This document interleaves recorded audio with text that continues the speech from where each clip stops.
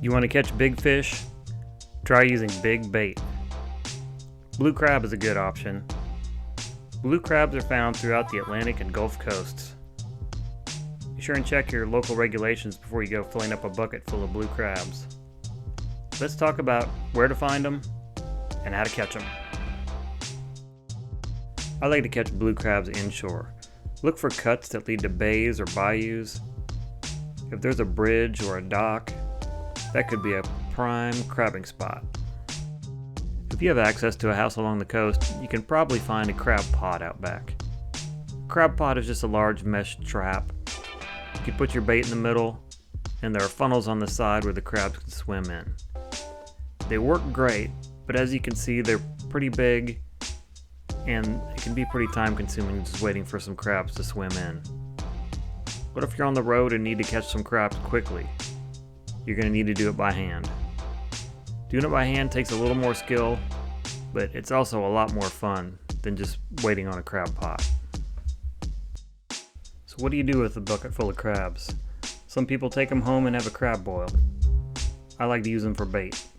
You don't have to worry about hardheads stealing your bait or other little bait stealers.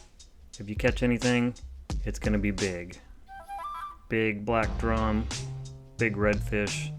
They love eating a whole crab.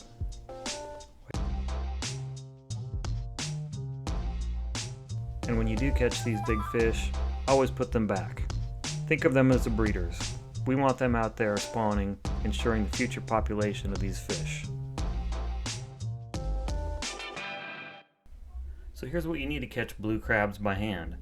A net, a bucket to keep them in, some bait, we're going to use raw chicken here, and a ball of twine. And here's the principle it works on. Blue crabs are greedy.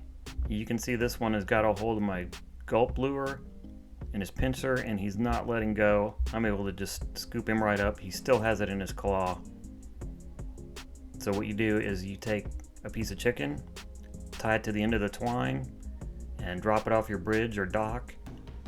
And if there's any crabs right there, they're going to smell it, and they're going to start walking off with it or eating it. And you will see that line start to move. You can also check it by hand and feel for any movement on the end of the line. Once you've got a crab on there, you just slowly reel in with one hand and get the net ready in the other hand to scoop the crabs up. You can see them right here. I actually caught 3 at one time.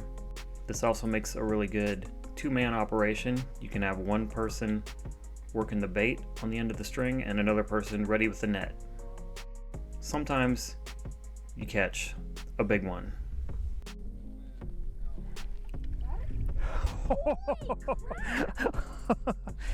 That is almost too big for bait. I guess we could split. That almost doesn't fit in the bucket. I'm getting my phone for that. I like to use twine for my hand lines. Unlike a nylon rope or fishing line, it's biodegradable just in case it gets lost or you lose track of it. We've also found in Texas you need to keep an eye out for gators.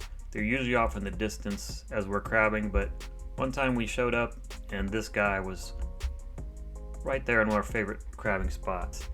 He kept disappearing and reappearing, munching down on some discarded fish carcasses. Now he's taking out a big old redfish head. Stomach just twisted, right? There it goes. With the, Oh, look at the spot. yeah, it's just I wish I got a photo of the spot, tail spot hanging out of his mouth. That would have been perfect. So what would you do with a bucket full of blue crab?